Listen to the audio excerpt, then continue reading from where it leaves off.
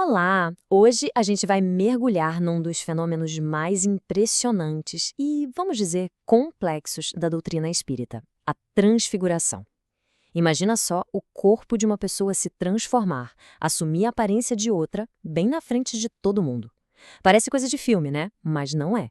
E para entender como isso funciona, a gente vai seguir os passos do próprio Allan Kardec, usando como base o que ele escreveu lá na Revista Espírita de 1859 e depois na obra A Gênese. E olha, o próprio Kardec já começa nos dando uma pista fundamental. Essa frase dele mostra bem a metodologia, o cuidado que ele tinha. Ele não saiu simplesmente jogando a informação. Ele sabia que a transfiguração era um assunto avançado. Para que as pessoas pudessem entender de verdade, primeiro, os alicerces da doutrina precisavam estar muito bem construídos. Então, o que exatamente deu o pontapé inicial nessa investigação toda? Não foi uma teoria, uma ideia abstrata. Foi um caso real, um relato tão impressionante que chegou até Kardec e simplesmente pedia por uma explicação. Tudo começou lá em setembro de 1857. Kardec recebe uma carta de um de seus correspondentes e essa carta descrevia uma série de manifestações bem estranhas de uma família.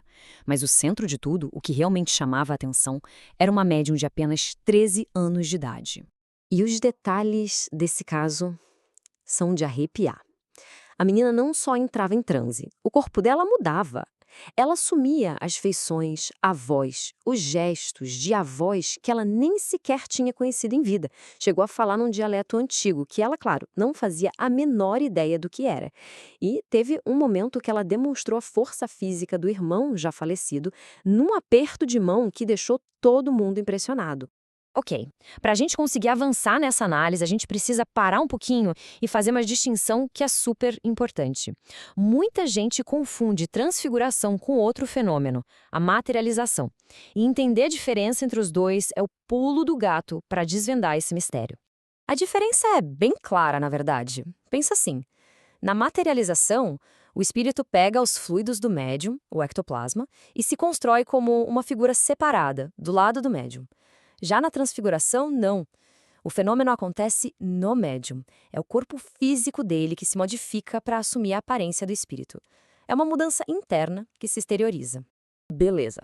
Agora que a gente já sabe exatamente o que é a transfiguração, a grande questão na cabeça de Kardec era: tá, mas como? Como isso é fisicamente possível? E a busca por essa resposta o levou a um dos conceitos mais importantes da doutrina. E Kardec, sendo Kardec, fez o que sempre fazia. Foi investigar. Em 25 de fevereiro de 1859, ele levou o problema diretamente aos espíritos superiores. Ele preparou uma série de perguntas sobre a transfiguração e as dirigiu ao espírito São Luís, querendo entender a mecânica da coisa.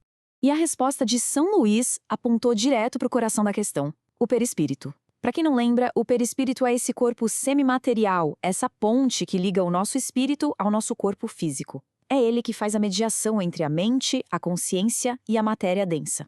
A explicação que veio foi fascinante e acontece em duas etapas.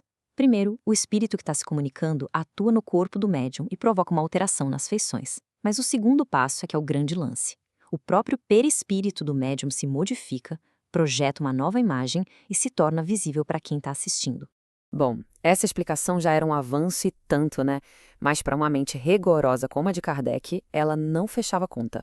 Pelo contrário, ela abria uma nova pergunta, talvez ainda mais intrigante. Esse era o enigma. Pensa bem, se o corpo físico da médium continua ali e o perispírito modificado se torna visível por cima dele, por que as pessoas não viam duas imagens sobrepostas, a do corpo real e a do perispírito transformado? Era uma dúvida muito lógica. E o curioso é que, lá em 1859, Kardec não publicou a resposta para essa pergunta. Ele segurou a informação. Ele mesmo disse que os princípios da doutrina ainda não estavam maduros o suficiente para que essa explicação final fosse bem compreendida. Ele estava, de novo, preparando o terreno. E a solução completa para esse mistério da imagem dupla veio depois, em uma das obras mais importantes do Espiritismo, a Gênese. Ali, com os conceitos já bem mais consolidados, a peça final do quebra-cabeça se encaixou. A resposta está toda nessa frase. Presta atenção no termo que ele usa, camada fluídica. O perispírito, quando se modifica, ele não só muda de forma, ele irradia uma energia, uma luz, que cria uma camada em volta do corpo. E essa camada é tão intensa que ela pode ofuscar ou até apagar a imagem do corpo físico que está por baixo. E o nome técnico para isso é oclusão. Sim, a mesma palavra que São Luís já tinha usado anos antes. O corpo físico não some, ele não desaparece. Ele fica ocluído, ou seja, encoberto, escondido por essa irradiação muito mais forte da nova aparência do perispírito. Por isso não tem imagem dupla. Uma imagem simplesmente ofusca a outra. Então, na prática, é como se o corpo físico da médium virasse uma tela de fundo, um pano de fundo. E a nova imagem do perispírito é projetada sobre essa tela. Só que essa projeção é tão luminosa, tão forte, que a gente simplesmente não consegue mais ver a tela que está atrás. E tudo isso nos leva a uma reflexão final muito profunda. A transfiguração deixa de ser só um fenômeno mediúnico curioso. Ela vira uma prova radical da capacidade que o espírito tem de atuar sobre a matéria.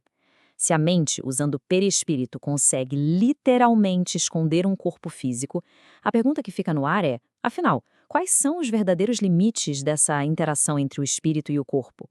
O que mais é possível? Fica aí a reflexão.